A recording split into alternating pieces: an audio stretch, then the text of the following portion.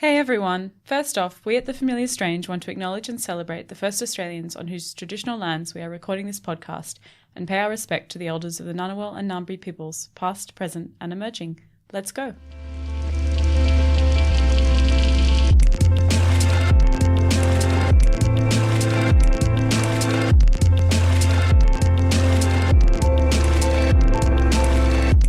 Hello and welcome to The Familiar Strange. I'm Julia Brown, your familiar stranger today.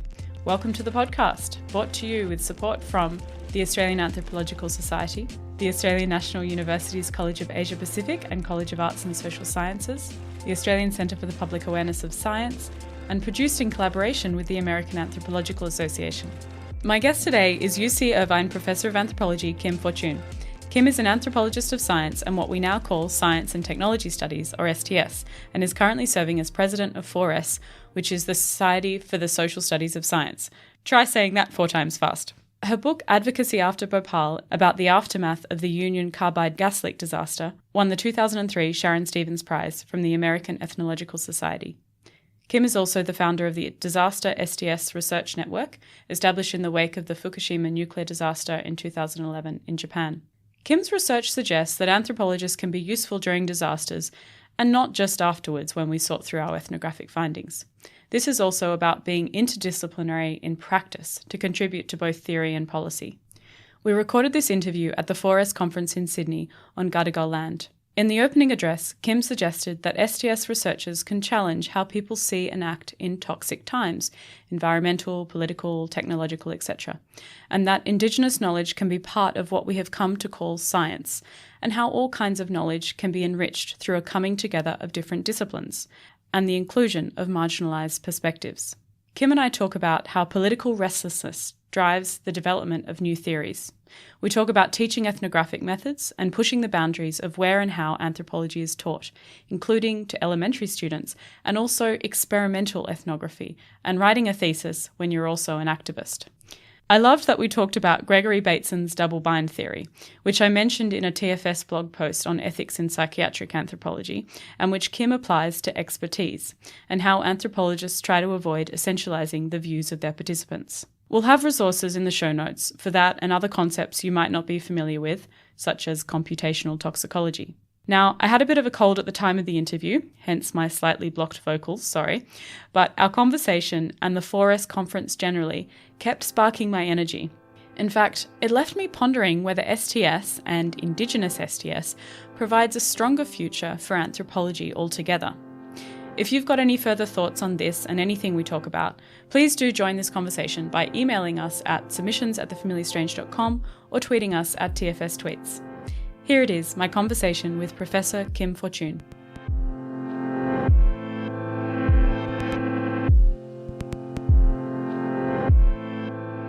I wasn't an anthropology student as an undergraduate. I studied history and philosophy, and I was very, very theory-oriented. I thought that was the quick way to a new understanding of the world.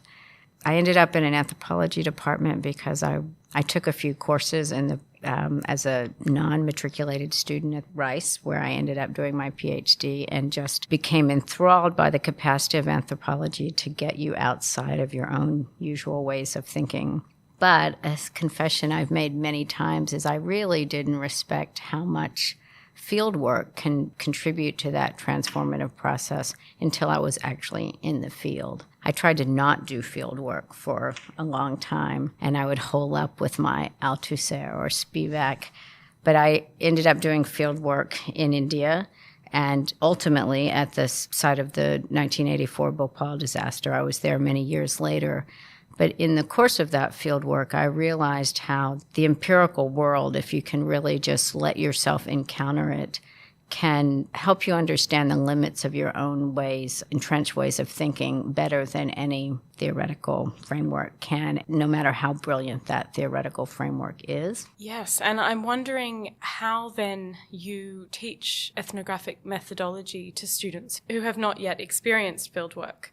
Because I, like you, had this realization only when I was there doing ethnography, what it was really about. So I'm always curious to know better ways that we can actually teach it and prepare students. It's hard to teach it before you do it. I think one way is telling fieldwork stories about the ways that the world runs beyond what you can explain, because I think that's something that students can hear. I also think that teaching ethnographic research design, which is really puzzling through how do you study something that you know not yet what you study, is you begin to become an ethnographer then, because it really is an extraordinarily patient mode of understanding. You really have to hold back your own assertions of thought.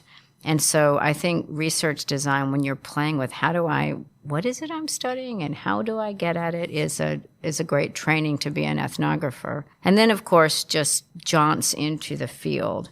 And a story I like to tell is that for many years I taught, most of my undergraduate students were engineering students, and they didn't need to learn anthropological theory. I wanted them to learn to think and act with it. And one of the most successful ways I felt like I did that is when I took them with me into school children's environment, schools, from 6 to 10-year-olds, and asked them to understand how children had been socialized to think, and then to try and enroll them in ways of thinking that were more able to apprehend the kind of complexity, especially of environmental problems. That was our focus. And the way that situated these engineering students in a deeply sociocultural environment, they would come back to our university campus with their hands-on kind of how culture works in the world, really understanding how school teachers are cultural producers, how children are cultural actors. And so just a few hours where you're situated in a context that you're unfamiliar with, I think can create an ethnographic sensibility. So when it comes to teaching Ethnography 101 to elementary children, as I've heard that you have done, how do you go about opening up those critical thinking skills for children? Children are amazing thinkers. They're also very socialized, even at age 6 or 7. And so asking them to think about what they think is, kind of taking them through talking exercises about what they think is normal and possible and right. And I think rendering it explicit invokes a kind of reflexivity in them. But then also asking them to think about what others in their space, close and far, how they think they might think about it. And we taught a lot with kind of scenarios. What would happen if there was a shop across the street from the school that was sending big black smoke? But it was their shop and they were making money for their families. And what do you think people would think and what they would do? And, sort of pulling young kids. And, part of the challenge for my university students was getting them to design those scenarios where you could actually enroll younger kids with language different than what my students were used to, the kind of even word choice. And so imagining how you draw out an imagination for different ways of understanding the world was the pedagogical challenge for the university students. And then watching them, sometimes it didn't work, and they would draw out a scenario and, the 6-year-olds would just stare back at them. But that kind of creating social moments that we could participate in together was really the tactic, I guess. Do you see a space for anthropology being taught all the way through school then? I would love for it to be, and I would like it to be taught where it's a habit of mind and where it comes very kind of intuitively to young students, but also where they're able to name the kind of knowledge it is. Because they learn to both do and think about the value of science. I want them to learn and be able to articulate the value of more interpretive forms of knowledge. Because I think that we want them to grow into citizens that are advocates for cultivating that form of knowledge in our societies. And I think we too easily fall into thinking of anthropology as illegible to the public or it's hard to convey. And my sense is, well, we better work on that then. Absolutely. So when it comes to experimental ethnographic methods, which I know was something that was born largely from your work in Bhopal, and I was reading a bit of your ethnography, and I was really resonating with how you described how difficult it was to confine what you were looking at, and that process of sorting through what's going to be significant at the expense of letting go of other focus points. Mm-hmm. And then you came to an empirical focus on advocacy as something that you yourself were participating in. So I think you established two things that you felt were important in being able to narrow down your ethnographic focus. And one of them was establishing field site parameters and the limits of that, and also learning to work with inconsistencies and that incompleteness in regard to how the social formations of disaster play out. This requires a continual interpretation of what other researchers might disregard as noise. So part of your process, as I understood it, was working out how much of that noise was of ethnographic significance, mm-hmm. and then analysing that through this lens of advocacy, and then negotiating what ethics means as well in that context. And can you elaborate on any of that that might be particularly useful for young ethnographers to think about? Because I feel that we're often very overwhelmed in any situation. I mean, in a disaster zone, what you were dealing with, that is certainly an extreme situation where you must have felt compelled to do something, perhaps more immediately than other ethnographers might. Anyway, I will hand it over to you before I just keep No, that's a great tangle of things to be asking about. So I'll back up, and one of the things I say as a core research interest and focus is experimental ethnography itself. And it really does go back to my time in Bhopal. So I was in graduate school in the late 80s, and it was a time of really great theoretical vibrancy. Feminist theory, post-colonial theory, critical race theory was coming into anthropology and just revitalizing from the kind of middle. And a key teaching was that we can use empirical studies and ethnographic studies in particular to really question the explanatory power of established social theory. And so how do you decide what to focus on ethnographically, but to query, is our understanding of gender or social groups or whatever, actively querying that, kind of presuming that those constructs were tired. That was a kind of starting point. And I think in Bhopal, I learned that kind of using ethnographic work to query entrenched ideas certainly had social theoretical mandate, but also a profoundly political mandate. Mm-hmm. Because one of the experiences of disaster is like, the way we're thinking is clearly not working. Like, you really are humbled by the limits of established institutions, legal frameworks, ways of scientific understanding, where disaster is humbling at a really core level. And so wanting to do ethnography that was responsive to the limits of established ways of dealing with things. And of course, well, so what's that? Mm. And so I learned to think of it as kind of looping, of like, you have to do the ethnography of the discursive space you're going to work in order to even decide what the focus of your ethnographic work should be. And so the experimental is not just in doing something different because different is kind of interesting and edgy, which it sometimes becomes. But the experimental commitment is being a profoundly political restlessness, like what we're doing and thinking is not up for the job. And so the experimental is an actively trying to kind of get to the next iteration. And, frankly, not with hopes that you're going to arrive at the perfect place. And so the experimental commitment really is continuing. And I finally figured out what I would write the Bhopal book about, which was different than my dissertation, after it's like, what is the center? Am I writing about gas survivors? Am I writing about the legal process? Am I, What was your dissertation about? My dissertation was about the way that activists used writing as a practice to do their work, meaning to understand what they should be doing and to push it out into the world. And the activists that I worked alongside, we wrote in many different modalities. We wrote for the courts, we wrote press releases, we wrote for student groups, we wrote in the idiom of like human rights reports.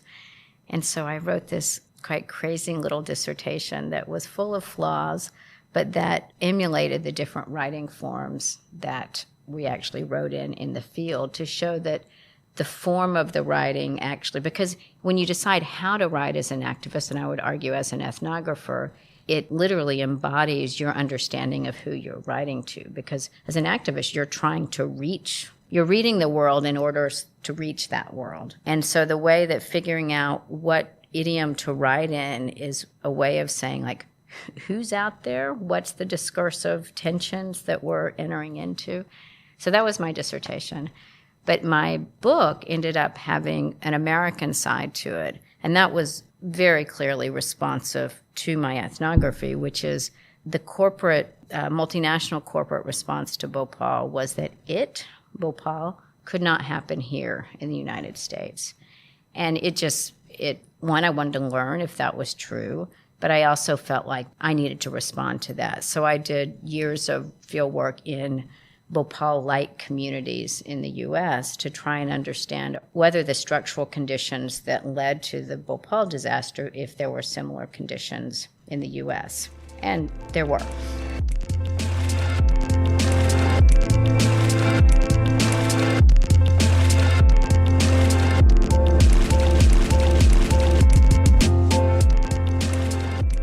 And so that has led to this STS Disaster Network, because you've been able to apply some of your thinking to situations like Hurricane Katrina. Is that? Well, there's an interesting... Might be a bit of a stretch, but... Well, there's a funny stretch to it. So in my I got my PhD in 1993. So I did the American part in the mid-90s. And at the time, there was some NGO money at the environmental grassroots, and so Bhopal did raise keen awareness of industrial risk in the U.S. that had not been there before. And the primary legislation in the U.S. after Bhopal pushed more of that risk information into the public domain. So there was a lot of activity. But in the mid-90s, the new idiom that I was considered a global studies scholar, because globalization was really just cohering as something anthropologists studied. I know it sounds very funny today, but I didn't really think of myself as a disaster studies scholar. It wasn't and barely, most environmental anthropology at the time was not industrial environmental issues. Now there's a wealth of really important work on toxicity and chemicals. That was not around then. And so I was really a critical globalization scholar then. Around Hurricane Katrina, I started getting pulled in as a disaster scholar I was like a grandma of disaster studies. And so I taught a little class on theorizing disaster to students who were going to Katrina and internship programs. And by then there was a growing body of work. For example, there's in disaster studies, the way that the 9/11 disaster in the U.S.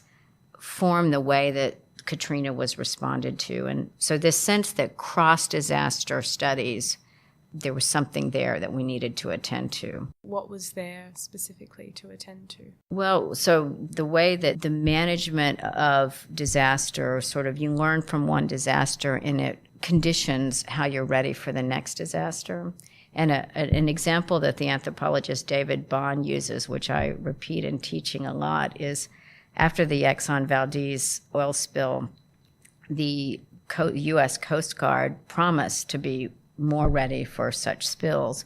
So when the British Petroleum Deepwater Horizon disaster happened, they were ready for a surface spill, not a spill, so all on the ready for the wrong disaster. And that's even within one domain of oil spill disasters, much less. And that's a real interest of mine now, is coupled disasters, where you've got extreme weather, chemical plants, social stratification, that kind of all boils together. And still, most risk management is very siloed. The flood people are a different world than the chemical plant people.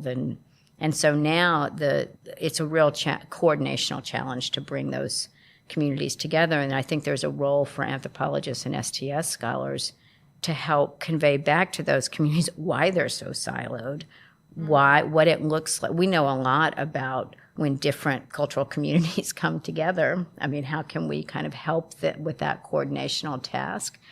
Similarly, after Fukushima, I was pulled into some discussions as someone, not as a Japanese specialist or even a nuclear specialist, but as someone who knew how to think about the structural conditions of disaster.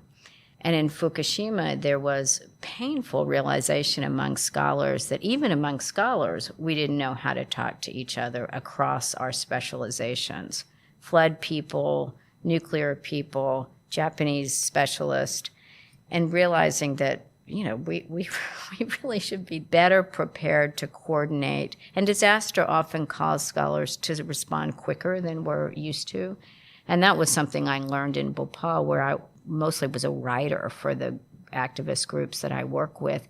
And you don't write for a year. Like you need something ready to go in 24 hours. And so that kind of, the temporality of disaster is really demanding. On the other hand, it's really important that scholars of disaster keep a very longue durée historical view. So that kind of oscillating between very kind of tight responsiveness and a structural big picture view is, I think, the task of an anthropologist of disaster. There are many kinds of disaster researchers, some of whom are most responsible for what they call boots on the ground, like how many trucks do you need, how many, and that's not our job. We should be able to help those kinds of disaster researchers zoom out when they have a second to do that. And so understanding your role in a kind of ecology of researchers is, I think, really important, and it's really particularly visible, the need to do that in disaster research. And perhaps the ethnographic sensibility to realize that, even by acting in an immediate way while you're doing field work, when it is called for you to act immediately, doesn't mean that you can't then reflect on those experiences differently later. But perhaps that is where other people not trained in ethnographic thinking might feel quite paralyzed, because it's a commitment to everything then and there, whereas we can commit to things then and there, but we can also step back later and change our minds. Yeah, I actually came to think of that as a core teaching of anthropology to, for example, an engineering student, where you want them to own and be very good at the form of expertise they're developing as an engineer, but also realize that expertise in its very nature focuses you on some things and not on others. And so you need to be able to kind of do your job and then step back and actively seek other perspectives. And so the way that expertise really is a double bind. I mean, it's a way of seeing the world. That's why it's so powerful and important. At the same time, it puts blinders on all of us. Yeah, could you explain, if it's possible to simplify, how you apply the double bind theory to environmental risk in the case of Bhopal? Yeah, double bind theory was largely associated with Gregory Bateson and his colleagues, and it came from a theory of communication where when you're asked to do two things at once and you can't do both, one without undermining the other. And it was critical to a theory of schizophrenia where you're asked to do that. It can be induced pathology. It just kind of the mixed messages. Yeah, the mixed messages. Yeah. But it also, and Bateson himself argues this, can be a site of quite profound creativity, because you can't, no established rules tell you what to do. And in a sense, this is what a disaster is. If the old rules apply, you just go fix it. Even if it was after the disaster, if you knew how to fix it, you'd just go fix it and, call in more people to help you. And a real disaster, part of the disaster is you don't know how to fix it. And so the need to be both operational and aware of the limits of your available operational forms, that simultaneity is critical to what a disaster is. And I think recognizing that is the space of work, and it's where expertise is actually at its best. So if we can help experts of many kinds, whether they're engineers or boots on the ground, disaster responders or school teachers, realize the kind of double bind of expertise where, like with the teacher, Shoshana Fellman, who's a great feminist theorist of education, she said there's something, I don't think she uses the term double bind, but contradictory about being a teacher, because if you teach in a masterful way, you haven't taught because you've overly imposed, kind of what is learned. And so the dance of teaching is in creating a space where you're not conveying what you already know. There can be a dialogue. Yeah. And so the double bind, I think Gayatri Spivak uses it quite deeply in her work as both the space of teaching and the space of politics, where it is a kind of space of dance between knowledge and a recognition of the limits of knowledge. Relations across difference are often riven with double bind because if you value the coming together across difference, the last thing you want is to wash out those differences. And yet, how do you create a space of encounter? Another line of work that you're doing at the moment, and that is largely relevant to this STS conference that we're at, is about the emerging field of toxogenic genomics. Is that correct? How is difference conceptualized there? That's a great question. So since my work in Bhopal, I've come to focus a lot on the environmental health sciences and working really as an anthropologist of science, even more than as an anthropologist of law, which was one way you could have described me back then. And that was really driven by frustration with what science became when it became part of a legal dispute. And so the questions, and just even when you've got very clear harm to people, like in the Bhopal disaster, the difficulty of representing environmental injury in courts of law, just astounding. And it still astounds me all these years later, the illegibility of toxics before the law. And I've actually thought a lot in terms of Spivak's notion of the subaltern. It's not that the subaltern doesn't speak, it's not legible in the dominant idiom. And toxics still are there, despite a huge amount of powerful research. There's a kind of resistance to legibility. And so my interest in environmental health sciences, toxicology, toxicogenomics is where kind of toxicology started using genomic methods and trying to get at toxicity. And it's been in the last 2 or 3 decades, the wealth of work in the environmental health sciences to better understand toxicity. But part of what they've learned is that if you can look at a given toxicant or a given health outcome from different lenses, you actually understand the phenomena more. It's like not trying to objectify and study. Like one of the ways they talk about it is like if you just study what they call the apical outcome, the tumor, that's one way to understand it. But there's also you can understand it in terms of genomically, in terms of the outdoor monitoring, the exposure data. There's a lot of different data that would point to a possible outcome of toxic exposure. And so toxicogenomics kind of became something called computational toxicology, where what it does is bring together a lot of different ways of looking at toxicity, kind of where you can look at it through this data set or this analytic lens. And interestingly, it reminds me of Bateson's early anthropological book, Navin, where the presentation of the book is he looked at one ritual through 3 different analytic lenses, where the argument is really you understand it better if you understand it from these different kind of partial perspectives, a kind of aggregate of partial perspectives. And in many ways, I think that's what computational toxicology has done, is recognize that their subject is difficult.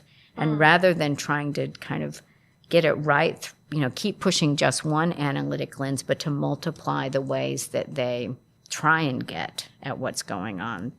And it's actually something that I think that both anthropology and STS bring to knowledge politics is, I think we have a record of research that demonstrates that explanatory pluralism enriches the knowledge space.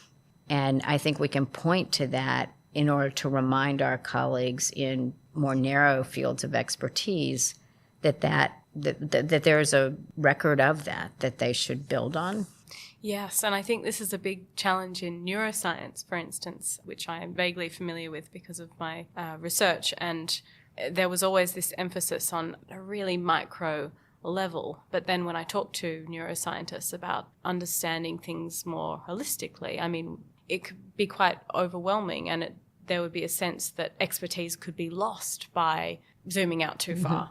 So it's an exciting area that will hopefully become a little bit more tangible, perhaps, in the future. But I think at the moment we just have to hope that we can come up with clear ways of conceptualizing these complexities. Well, and I think we can give our colleagues in other fields some language for articulating and thinking about how different knowledge forms come together, which is not, really leveraging what they bring to it, but just showing them how they can put their knowledge form alongside others, and it's a richer knowledge space. And one last question. We've talked a lot at this conference about Indigenous STS and difficulties in integrating Indigenous knowledge with Western science paradigms. And I'm wondering if there is a way, from what you've been thinking about, to avoid a recolonization of marginal perspectives. It's a hard question. I think that the historical weight of old stratifications don't go away, and we have to be very mindful of the tendency to reproduce those. And so I think very proactively bringing what have been kind of marginal or repressed knowledge forms into dialogue, but with, I think, attention to never forgetting kind of that history. I think it shouldn't make us shy to bring them into the dialogue. I also think that it's the translation into a dominant idiom is not at all straightforward.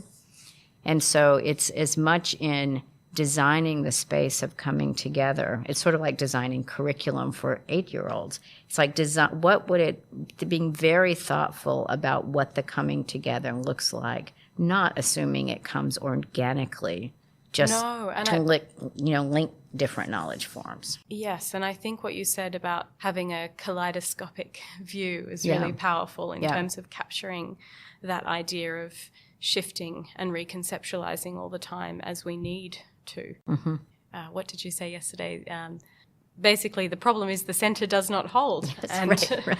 Yeah, the more we can reinforce that idea. Yeah, it certainly creates a better space of collaboration to recognize that, and this is the experimental commitment, and sensibility, is like we need to be experimental because we're not up to the task at hand. There's a real practical and ethical call to responsibility that drives that experimental commitment.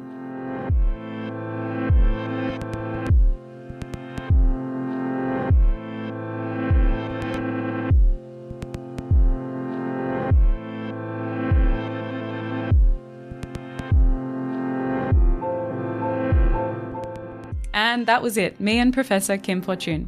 Today's episode was produced by me, Julia Brown, with help from the other familiar strangers, Jodie Lee Trembath and Simon Theobald. Our executive producer is Ian Pollock.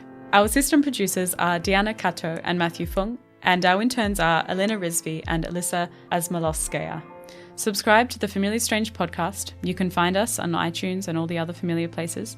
And don't forget to leave us a rating or review with your likes and dislikes. It helps people find the show and helps us make the show better.